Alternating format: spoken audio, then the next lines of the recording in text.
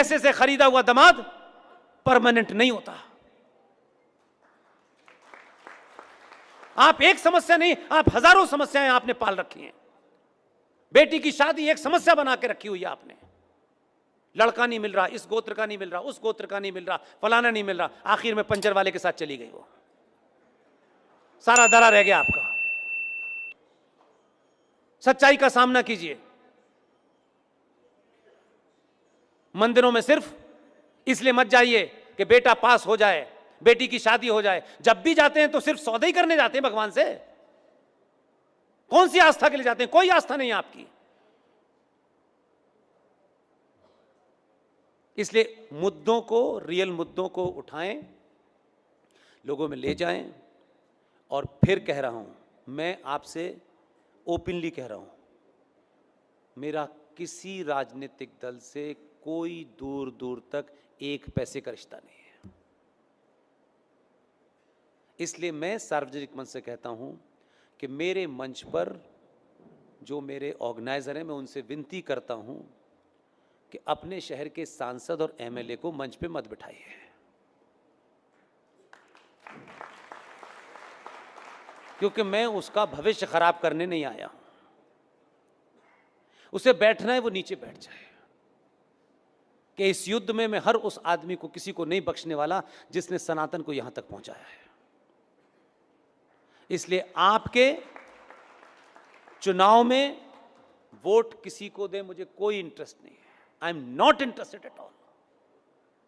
आप मुद्दा बनाइए, जो मांगने आए उससे स्टाम्प पे लिखवाइए और चौराहे चौराहे उसको बताइए कि ये एमएलए हमसे वोट मांगने आया है, ये इस पार्टी का है, उस पार्टी का है, हमें नहीं पता। जो सनातनी हिंदू है, किसी पार्टी का हो, उसको एक्सपोज कीजिए, चिल्ला चिल्ला के कहिए। आने के बाद प्लेसेस ऑफ वर्शिप एक्ट जो पूरे देश में लागू है, लेकिन संविधान की धारा 252 ब्रैकेट में 252 ब्रैकेट में 2, ये धारा राज्य सरकारों को एक ताकत देती है। पता है क्या ताकत देती है? ये जो कानून पूरे देश में मंदिरों के अधिग्रहण का बना हुआ है, इसके तहत केंद्र ने बनाया ये कानून, लेकिन संविधान धारा 252 के तहत एक आपको रास्ता देता है। इस वक्त किसकी सरकार है यहां? किस पार्टी की सरकार है? बीजेपी की है ना। अच्छा, ऐसा लग रहा था मुझे पता नहीं था, जैसे मुझे तो पता था ना। इनसे ये आए जब आपके पास, तो मैं आपको इसलिए कह रहा हूं कि मैं आसान रास्ता बताता हूं, मैं डिफिकल्ट रास्ता नहीं बताता। संवैधानिक बताता हूं, लीगल बताता हूं, कॉन्स्टिट्यूशनल बताता हूं। प्लेसेस ऑफ वर्शिप एक्ट 1992 के तहत पूरे देश में 42,000 मंदिरों का सरकार के अंडर नियंत्रण है। अब वो मंदिर नहीं है। जिस मंदिर में किसी पे मजार बन गई है, किसी पे कोई, अब यथा स्थिति रहेगी, स्टेटस को रहेगा। तो मैं ये कहूं कि मोदी जी कानून नहीं ला रहे, वो लाएंगे, वो जब लाना है लाएंगे। मैं आपको आसान रास्ता बताता हूं। भारत का संविधान आर्टिकल 252 ब्रैकेट में 2 के तहत एक रास्ता देता है देश की विधानसभाओं को, और वो रास्ता ये है कि इस कानून के खिलाफ ये जो अभी आएंगे, अभी तक तो पट्टा डाले हैं, उस वक्त चादर ओढ़ के आएंगे और बड़ी बड़ी बातें करेंगे। अभी भी समय है। आज इस घटना के बताने के बाद से इसे इतना डिस्कस कीजिए कि कम से कम जो हिंदूवादी हैं, जो सनातनी हैं, जो सुबह से लेकर शाम तक हर मुद्दे को हिंदू मुसलमान की एजेंडे में कन्वर्ट होता है, फिर बताते हैं कि हम तो आपके ठेकेदार हैं और हम ये नहीं कर पा रहे, वो उन्हीं से ये सवाल रखिए कि धारा सेक्शन 252 ब्रैकेट में 2 कॉन्स्टिट्यूशन की एक धारा है। ये धारा ये कहती है कि अगर ऐसा कोई कानून केंद्र ने पास कर दिया है तो राज्य सरकारें अपने यहाँ इसको अपने राज्य से निरस्त करने के लिए, हटाने के लिए 252 ब्रैकेट में 2 के तहत एक प्रस्ताव लाएं और उस प्रस्ताव को पूरे बहुमत से पास करके दिल्ली भेज दें। मेरी बात फिर सुनिएगा, वर्तमान विधानसभा में अभी आपका बहुमत है जैसा आप मानते हैं, इनसे कहिए कि नेतागिरी बंद करो, एक विशेष सेशन बुलाओ और उस प्रस्ताव को रखो कि प्लेसेस ऑफ वर्शिप एक्ट को कर्नाटक की भूमि से निरस्त किया जाए। लीगल सेक्शन भी मैंने बता दिया, आपको तरीका भी मैंने बता दिया, और ये प्रस्ताव जैसे ही पास होगा इस प्रस्ताव की एक कॉपी राष्ट्रपति भवन जाएगी। राष्ट्रपति भवन में जैसे ही उस प्रस्ताव पे साइन होंगे, प्लेसेस ऑफ वर्शिप एक्ट के तहत 5 या 6 हजार मंदिर जो कर्नाटक की धरती पे है उस पे से आपका रास्ता साफ हो जाएगा। इससे आसान कोई तरीका हो सकता है? ये कल करेंगे, ये लंबी लंबी बातें करेंगे आगे नहीं, अभी हम पूर्ण बहुमत ब्रह्मांड में हमारा जब हो जाएगा तब करेंगे। इनकी टेस्ट अभी पता चल जाएगा। बंगलौर के गणमान्य लोगों, एक बार करके देखो, पूरी दुनिया और पूरे देश में मिसाल बनेगी। हर राज्य में यह शुरू हो जाएगा। गुजरात में बोल के आया हूं, यह ताकत संविधान में, कोई लीगल नहीं है कि आप बैठ गए सुबह से लेकर शाम तक बिरयानी खा रहे हैं, बस आपके पास काम है। लेकिन इसके लिए हर संडे कोई रखें विधानसभा में। इस राज्य के जितने भी एमएलए हैं जो ये भरोसा दिलाते हैं कि हम आपके हैं, हम हिंदू हैं, उनके हिंदुत्व का लिटमस टेस्ट कर लीजिए। अभी समय है, जब तक भंग नहीं होती विधानसभा तब तक ये प्रस्ताव पारित भी कर दें। दिल्ली में दोनों आपके अपने हैं, कहीं कोई चक्कर नहीं है। वो जो आई हैं वो यूं ही बस साइन कर देंगे।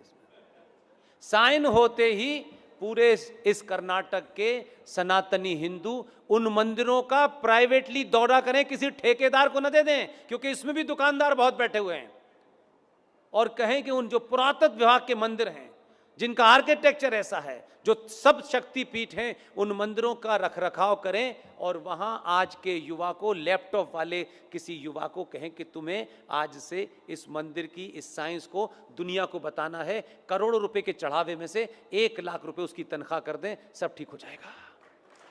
मेरे पास लव लेटर आया है कि 5 मिनट की मोहलत दी जाती है आपको, लेकिन मैं आपसे एक बात चाहता हूं। देखिए, मेरा बार बार दौरा आना नहीं होगा, मेरे कई सारे कमिटमेंट हैं मार्च तक। आपके मन में कोई भी बेटा बेटी, माँ बहन भाई, कोई भी हो, मैं जो कुछ भी बोलता हूं, जो कुछ भी आपने सुना, जो कुछ आप सुन रहे हैं, एक तो मेरी विनती यह है कि आप हमारी मदद 2 तरीके से कर सकते हैं। आप जब भी वी सपोर्ट पुष्पेंद्र कुलश्रेष्ठ जो चैनल है, उस चैनल को जब आप देखते हैं तो आपको जो भी बात मेरी अच्छी लगे, आप ये तय करें कि 10 लोगों को उसके साथ शेयर करना है।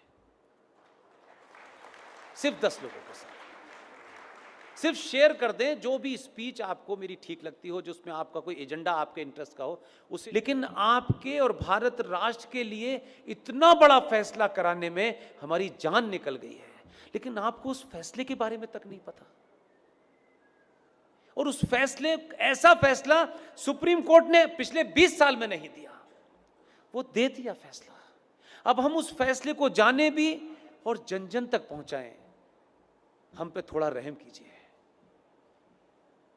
हम पे थोड़ा तरस खाइए भाई। ये इसलिए कह रहा हूं कि इससे ज्यादा और शब्दों में नहीं कह सकता। 2018 में सुप्रीम कोर्ट के अंदर जस्टिस अरुण मिश्रा जी, जस्टिस अमिताभ राय साहब, इतना बड़ा फैसला दिया है, लेकिन उसकी 90% लड़ाई मुझे और आपको लड़नी है।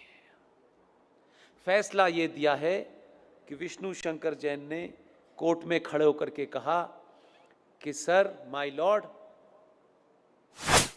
देश के स्टेशन हो, बस स्टैंड हो, सड़क हो, एक्सप्रेस वे हो, जितनी भी सार्वजनिक जगह हैं इस देश में, हर सार्वजनिक जगह के ऊपर मस्जिदें बनी हुई हैं, मज़ारें बनी हुई हैं, और बेतहाशा बनी हुई हैं। सड़कों के बीचों बीच में पीर बाबा मर गए हैं, कहीं स्टेशन पे मर गए हैं, कहीं छत पे मर गए हैं, यानी फ्लाईओवर तक पे भी पीर बाबा मरे हैं। ये भारत के सार्वजनिक और सरकारी जमीन के ऊपर एक जिहाद चल रहा है ताकि कोई भी इनके खिलाफ न बोल सके। सुप्रीम कोर्ट के दोनों जजों ने हमारी पिटीशन को सुना और लंबी चौड़ी बहस नहीं की। हमारे सामर्थ्य के और हमारी जितनी ताकत थी, आप सोचिए कि हम किन किन चीज़ों से घिरे हुए हैं, उसके बावजूद भी यहाँ मज़ार है, वहाँ मज़ार है, इसका डॉक्यूमेंटेशन करने में हमने जितनी ताकत लग सकती थी लगाई, लेकिन हमारे पास ना इतना पैसा है कि हम देश में घूम घूम के यही काम करें। सुप्रीम कोर्ट ने एक फैसला दिया और फैसला क्या कहा है, उन्होंने रास्ता नहीं छोड़ा, इसमें अब कोई नया एंगल नहीं हो सकता। 2018 में माननीय जज साहब जस्टिस अरुण मिश्रा जी, माननीय सुप्रीम कोर्ट के जज साहब अमिताभ राय साहब ने ये कहा है कि राज्य सरकारें पूरे देश में अपने अपने स्टेट में जहां भी सरकारी जमीन पर इल्लीगल स्ट्रक्चर बने हैं उन्हें तत्काल प्रभाव से डिमोलिश करें और इसकी रिपोर्ट हाई कोर्ट में जमा करें। ये ऑर्डर सनातनियों को नहीं पता, ये भी कोई जिहादी आपको बताने आएगा। आपको अपने फायदे की भी चीज पता नहीं है, शत्रु का भी पता नहीं है भाई, तो कैसे समझाएं? घर घर जाके समझाने की हमारे पास ताकत नहीं है। इसके लिए मैंने अभी हल्द्वानी के अंदर एक मुहिम शुरू की और आपके यहाँ आने से पहले कर्नाटक में बीदर में रात के 1 बजे सभा में मैंने कहा और आपसे विनती करता हूँ, आप अगर कहें तो हाथ जोड़ दो, मैं हाथ भी जोड़ने के लिए तैयार हूँ कि पुष्पेंद्र कुलश्रेष्ठ, क्योंकि वही एक चीज वेरीफाइड है और वेरीफाइड नहीं है। आप अपने शहर में जाएं, पिकनिक पे जाएं, आपको इतनी सेल्फी लेने की आदत है, अच्छी बात है। जहां भी जाएं, मज़ार आपको, मस्जिद आपको सड़क पे कहीं नज़र आए, कार बराबर में रोकिएगा, उसके साथ बैठ कर के एक सेल्फी लीजिएगा। आपकी तस्वीर हो उस मज़ार की, उस मस्जिद की जो सार्वजनिक स्थलों पे बनी हुई हो, उसकी सेल्फी लेकर के मेरे फेसबुक अकाउंट पर पुष्पेंद्र कुलश्रेष्ठ वेरीफाइड पर पोस्ट इसलिए कर दीजिए कि उसी का प्रिंट आउट निकाल करके हमको कोर्ट में जमा करना है।